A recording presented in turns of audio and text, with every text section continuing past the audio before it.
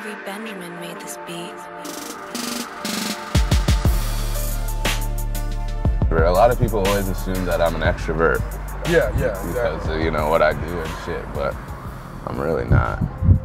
Well, I've been freestyling since I was young, 14, 15, 16.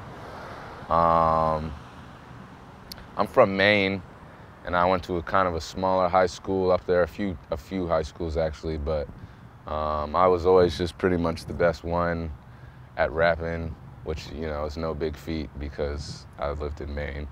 I feel like I was one of the best and shit. So then I came here to VCU for school, and I met this dude, and he showed me some beats, and I just thought his beats were really sick. I started freestyling over them, and he was like, yo, man, you're like the best rapper I've ever heard rhyme over my beats. And I was like, that's tight. These beats are honestly some of the best beats I've ever heard. So then we started recording songs together, and that's when I really started writing songs. I think I was 19 or 20. See, Millie, that nigga, the realest, they know it's a joke and a twist. Colonial shooting with Mookie, we busting these zombies with biscuits. I keep it 300, you know, a lot of it is just, it's really the only thing I'm good at.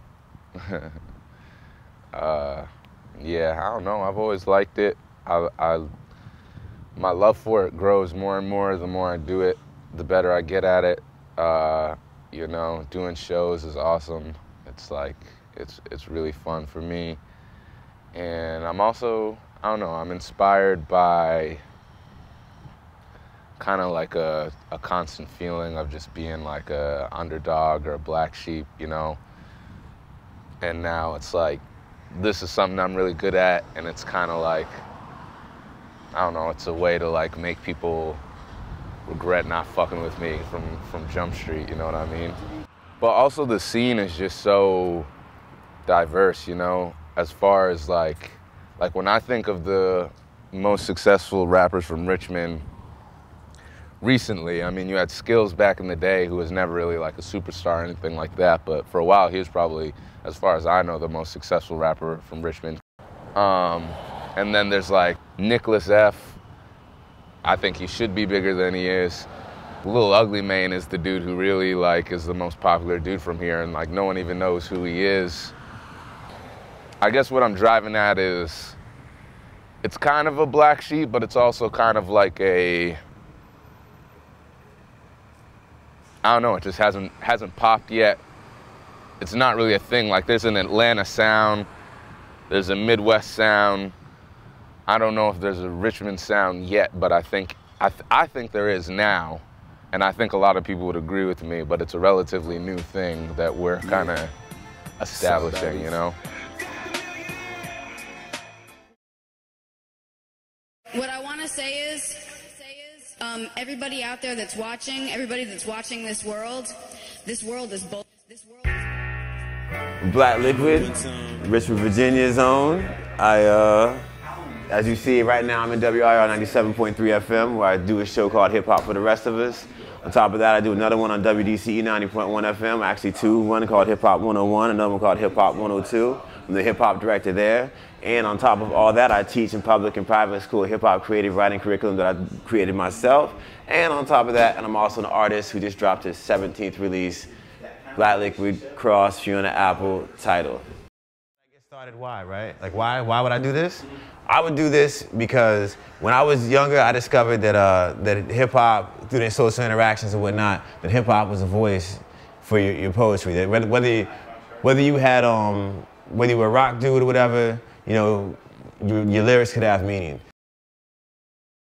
Everyday life, man. Everyday life. I live it. I've learned to look for inspiration even more. Even though I was looking for inspiration in everything, I've learned to look for it even more in everything. Like before, it was like my first time going to Sabbath to teach, they asked me to come and speak as far as like this idea of people you meet through music and experiences. And that was something that was idealistically supposed to be looking back. And in talking about all that, I realized I was looking ahead. So it's made me value the power of the past, because the past, though it does not make, it does shape your future. and how you appreciate it and how you see it. So I've learned to never take any opportunity or any experience for granted. So why would I ever waste time thinking twice when I know that success is the roll of the dice? Advice is I would say the best way to deal with any sort of criticism that I've learned is to recognize the fact that there's validation in an opinion because it means that you exist. So if you don't like me, you still see me. If you do like me, you do see me. If you have time to form an opinion, even if it was just a moment, you took that moment to actually say, this exists and this is how I feel about it. And that's what music is about, is inspiring people to have feelings and to look inside. My role in Richmond is to be the, as much as some would say a leader or one of the kings and all that, to me, any leader or any king is in a role of service. So what I do is I give people the opportunities that I've had, and in exchange, I get the experiences that come from that, like the benefits of being the person to give the opportunity and the opportunity to watch them experience it. I get that inspiration. Like the first time I heard my music on the radio, or the first time I did a show and somebody actually treated me like a human being instead of just get off the stage. Like, I want to give that to other artists, and that helps me to grow, and that opens my eyes and perspective and spirit to new opportunities. That's my role, whether it be carrying a torch and doing something or doing a show on a level that's never been done before. You say, what is the difference, or what do people not understand about Richmond hip hop? Like I said, a market is not a scene. And a scene is not a market. It's the old square, rectangle, square thing. People don't understand that the greatest asset of any commercial endeavor is the people who surround it. Right now, I'm up here at WRIR, and it's an independent station that's founded and funded by people who support an initiative and an idea, regardless of the genre, regardless of whether you're playing Noise or Pat Benatar.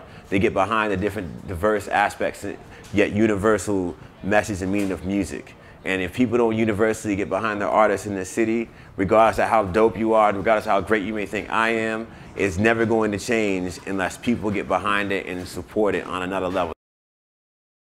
It's not decided except by the will of the people. So I can't say in 2 years, 5 years, I'm gonna be a famous rapper from Richmond. So it doesn't work that way. You know what I'm saying? Famous rapper from is not part of the plan or anybody's success. The next dude to blow up is not going to be famous rapper from. He's going to be that entity and that brand that you buy into that he just happened to be from somewhere. The next famous movie star, the same sort of thing, is known for what he's doing next, not what he did. And we have to stop living in the past and really decide and envision and create our future. I remember one time, somebody really important to me told me, nigga believe it. She told me, I'm not a rap nigga, look, I just rhyme.